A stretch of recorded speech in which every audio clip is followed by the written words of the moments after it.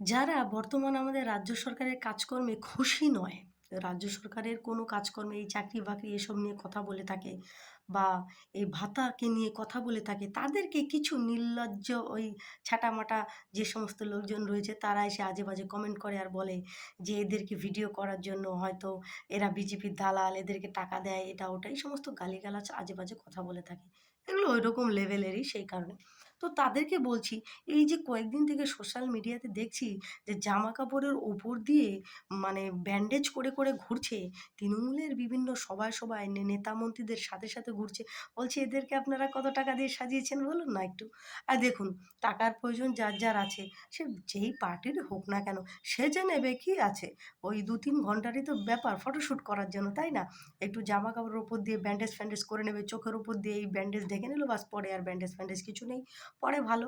সেখানে কত টাকা খরচ করছেন আপনারা? আপনাদেরও তো টাকার খনিটা কম নয়। বিজেপি যা করছে তার থেকে তো আপনারা ১ ডিগ্রি উপরে করছেন। বাহ!